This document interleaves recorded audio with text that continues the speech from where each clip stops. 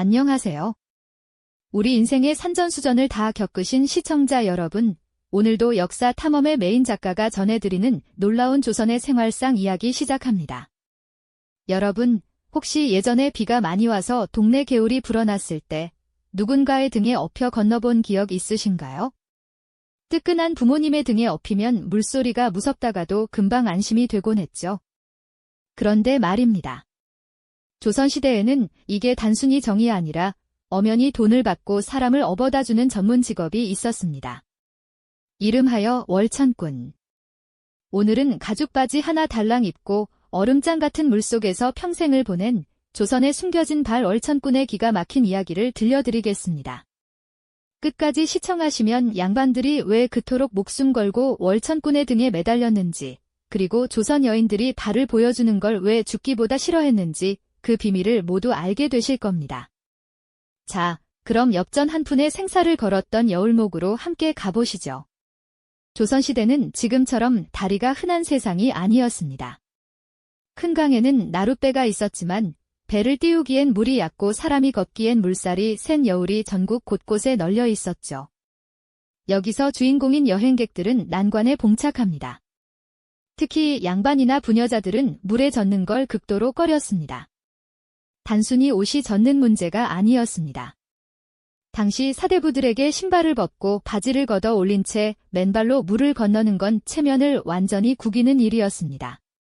품위를 목숨보다 소중히 여겼던 양반들이 남들 앞에서 종아리를 드러낸다. 이건 상상도 할 수 없는 일이었죠. 게다가 가죽으로 만든 비싼 전통 신발인 화나기가 물에 젖으면 금방 망가졌기 때문에 신발 보호도 중요했습니다. 하지만 더 기막힌 이유는 따로 있었습니다. 바로 여인들의 발입니다.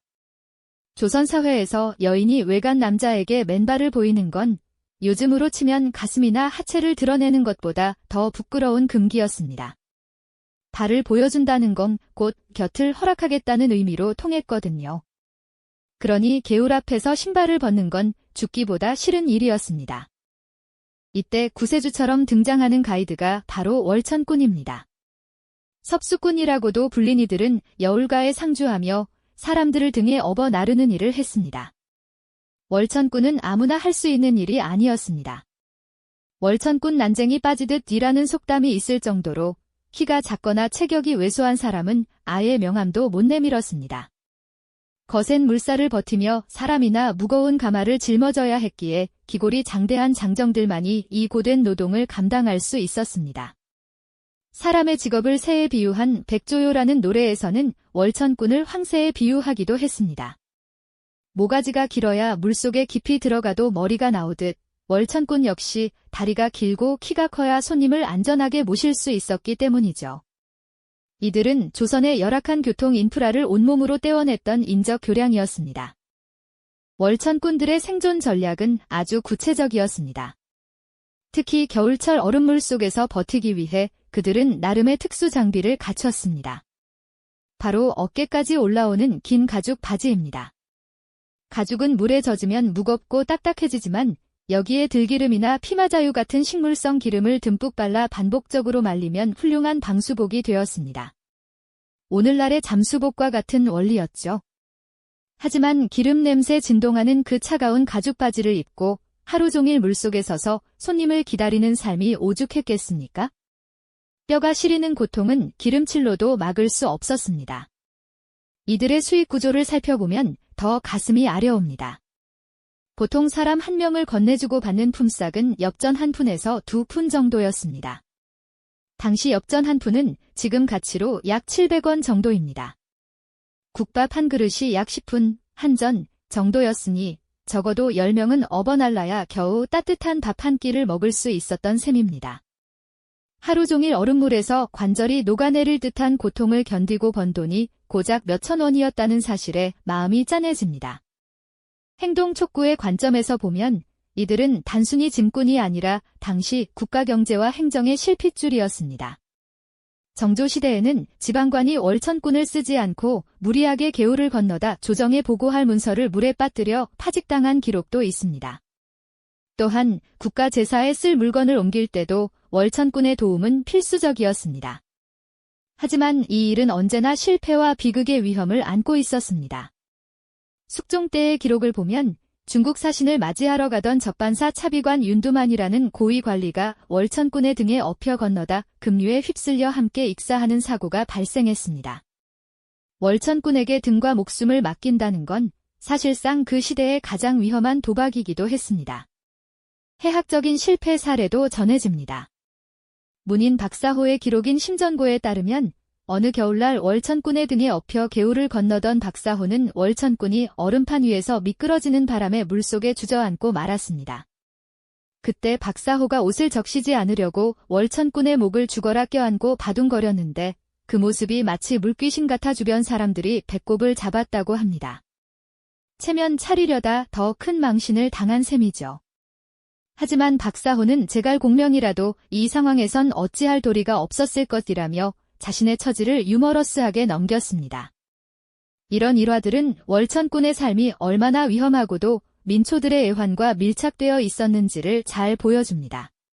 그럼에도 불구하고 월천군의 삶은 성공적인 예고를 향해 나아갑니다. 그들이 등 위로 나른 건 단순히 사람이나 짐이 아니었습니다. 누군가의 자존심이었고 국가의 급보였으며 가족을 향한 그리움이었습니다. 강물은 깊고 세찬데 내 어깨 위에는 가마채로다 라고 시작하는 월천군의 노래를 들어보면 소용돌이치는 물살 속에서도 끝까지 중심을 잡으려 애썼던 이들의 의지가 느껴집니다. 평양 대동강가에는 월천군이 도수를 부려 물 위를 걸어다니며 탐관오리들을 골탕 먹였다는 전설까지 내려옵니다. 이는 억눌린 민중들이 월천군이라는 가장 낮은 곳의 노동자에게서 영웅의 모습을 투영했기 때문일 겁니다. 조선의 월천군은 근대화가 시작되고 다리와 기차가 생기면서 역사 속으로 사라졌습니다. 하지만 이분들이 사라진 오늘날 저는 다시 한번 묻고 싶습니다. 우리 인생의 강물에서 우리를 업고 건너준 월천군은 누구였습니까? 자식들 발에 물 한 방울 묻히지 않으려고 험한 세상의 물살을 온몸으로 받아냈던 우리 아버지, 어머니들이 바로 이 시대의 월천군이 아니었을까요? 여러분이 지금 서 계신 그 평탄한 길은 누군가의 굽은 등과 뼈마디 시린 헌신 위에 세워진 다리일지도 모릅니다. 오늘 전해드린 조선의 숨겨진 발, 월천군의 이야기가 여러분의 마음 한구석에 따뜻한 울림을 주었다면 그것만으로도 참 기쁩니다. 조선의 신발 이야기도 조금 더 해볼까요? 아까 말씀드린 화는 목이 긴 장화 같은 신발이고 이는 목이 짧은 고무신 형태의 신발입니다. 그런데 이 신발들이 대부분 가죽이나 비단, 종이 등을 겹쳐 만들고 밑창에는 나무나 징을 박았습니다. 이게 물에 젖으면 어떻게 될까요? 가죽은 오그라들고 비단은 해지며 나무 밑창은 썩기 시작합니다. 그 비싼 신발을 한 번에 개울 건너기로 버리게 된다면 양반 가문의 가계부엔 큰 타격이었겠죠. 그래서 월천군의 품삯 몇 푼을 아끼지 않았던 겁니다. 또한 여인들의 맨발 금기는 정말 엄격했습니다. 신윤복의 풍속화 단오풍정을 보면 개울가에서 머리를 감는 여인들이 나오는데 이는 아주 예외적인 상황이거나 기녀들의 모습으로 추정됩니다. 일반적인 양반과 여인들에게는 외출 시 장옷으로 얼굴을 가리는 것만큼이나 발을 숨기는 것이 정조의 상징과도 같았습니다. 이런 문화적 배경이 월천군이라는 독특한 직업을 유지시킨 강력한 토대가 되었던 것이죠.